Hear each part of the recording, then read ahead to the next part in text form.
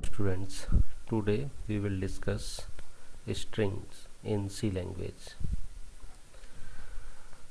So, a string is a collection of character or group of characters enclosed between double quotes.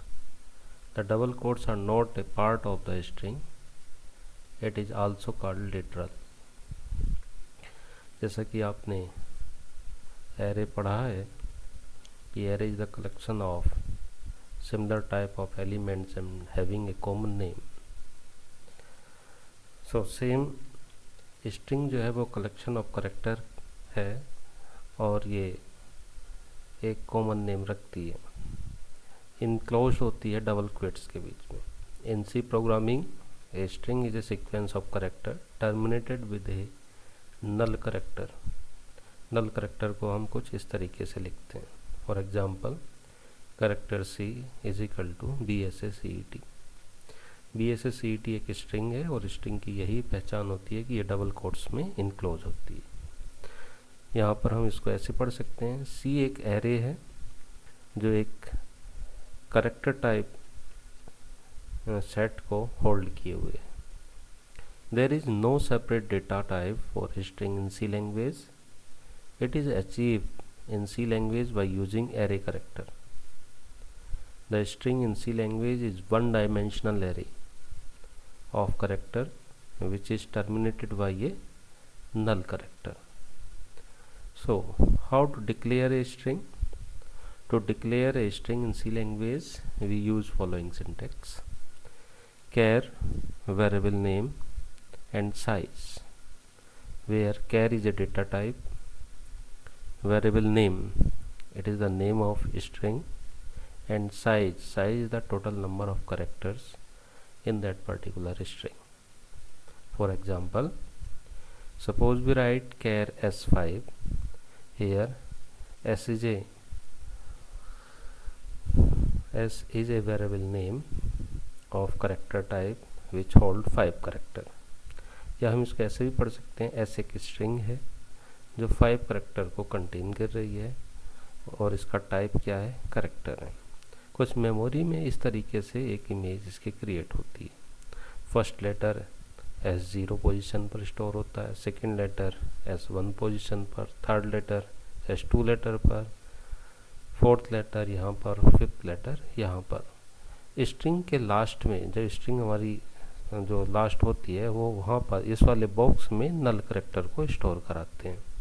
Null character से ही string जो है identify होती है कि यहाँ तक एक स्ट्रिंग कंप्लीट हो गई है. Here we have declared a string of 5 characters. Some example of valid और invalid string. यहाँ पर हम कुछ valid string और invalid string के example देखेंगे. For example, character S5, it is a valid string. Character S, यहाँ पर स्क्रिप्ट में कोई साइज नहीं है. It is not a valid string. क्या कोई ऐसी स्ट्रिंग में डिफाइन की जा सकती है जिसकी कोई लिमिट ना हो, जिसका कोई साइज ना हो? सो हम ऐसा अगर स्ट्रिंग डिफाइन कर रहे हैं तो ये रॉन्ग होगा.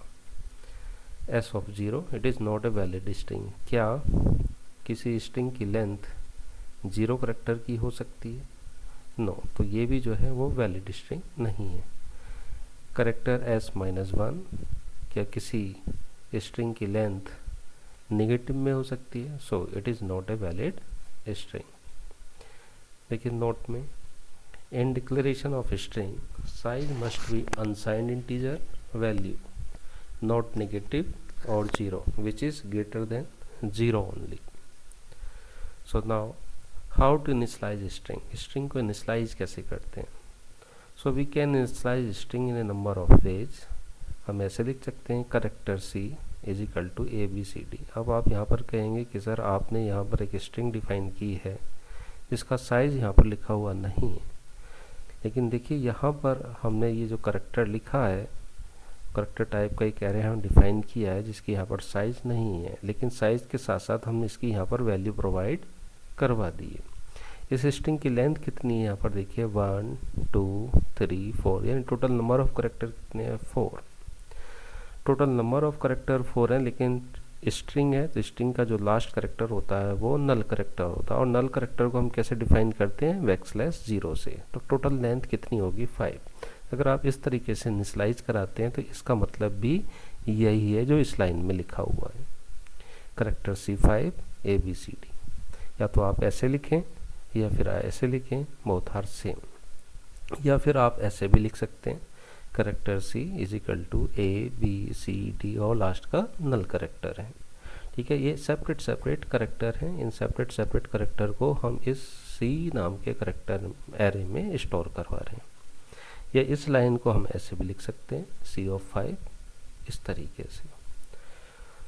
मेमोरी में कुछ इस तरीके से रहेगा, C0 पोजीशन पर A, C1 पोजीशन पर B, C2 पोजीशन पर C, C3 पोजीशन पर D और लास्ट पोजीशन पर क्या रहेगा हमारा null character, that is backslash और 0।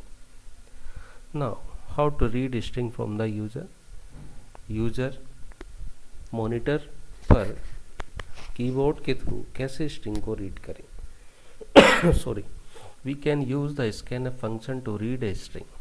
With the help of scanf function, we can read a string from the keyboard. So the scanf function reads the sequence of characters until it encounter white space. White space कौन कौन से होते हैं, जैसे space की press कर दिया या न्यू लाइन या टैब की एटसेट्रा। एक एग्जाम्पल के थ्रू इसको समझेंगे। scanf to read a string has include stdio.h integer main character name. देखिए नेम जो है यहाँ पर एक हमने एरे डिफाइन कर दिया करेक्टर टाइप का, जिसकी लिमिट कितनी है 20 करेक्टर की। 20 करेक्टर से ज़्यादा हम इसमें स्टोर नहीं करा सकते। मैसेज दिया एक हमने printf enter name, scanf %s and then name, printf your name is %s and then name.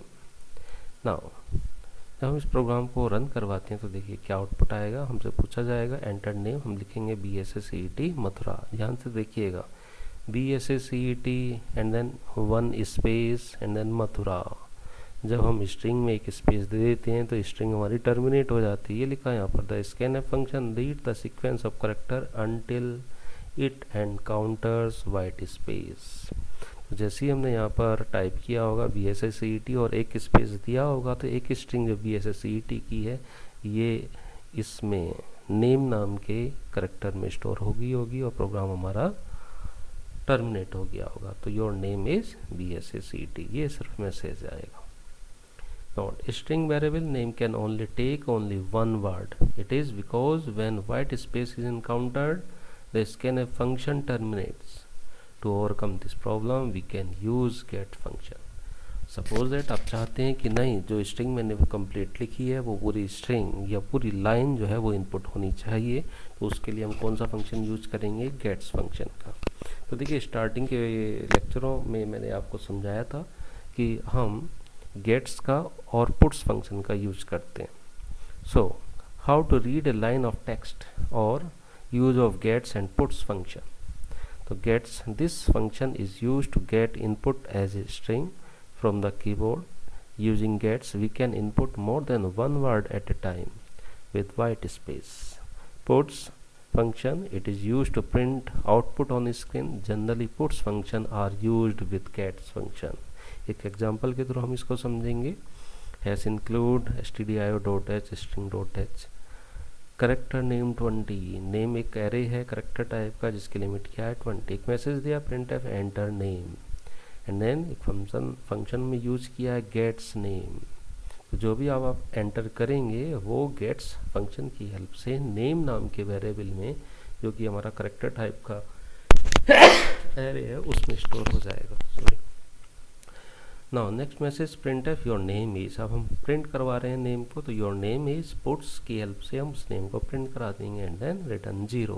अब इसका आउटपुट हम देखेंगे, enter name BSSCET Mathura and then your name is BSSCET Mathura.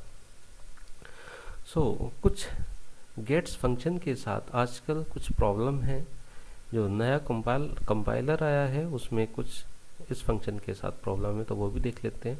The gets function can also be take input from the user, however it is removed from the standard C library. It is because gets allows you to input any length of characters, hence there might be a buffer overflow. ये condition अकर हो जाती है buffer overflow की। तो इस buffer overflow की condition को avoid करने के लिए हम दूसरा फंक्शन यूज करते हैं जिसका नाम क्या है fgets s। F gets S का मतलब होता है file get string, file get string. Now example के थ्रू देखेंगे, सेम प्रोग्राम में वहीं लिखा हुआ है, जहाँ हमने गेट्स लिख रखा था उस गेट्स की जगह पर हम क्या रिप्लेस कर देंगे, ये line gets name size of name, जो भी आप एंटर कर रहे हैं उसका साइज कितना है और standard input out. Print F your name is and then puts your name, इसका आउटपुट देखेंगे तो ये आउटपुट आपको सेम दिखाई देगा। Now string library function, C supports a large number of string handling function in the standard library string dot h function and then work of function। जैसे पहला function है strlen, it computes string length, strcpy it copies a string to another, strcat it joins to string, string compare it compare to string, string lower it convert string to lower case and string upper it convert string to upper case।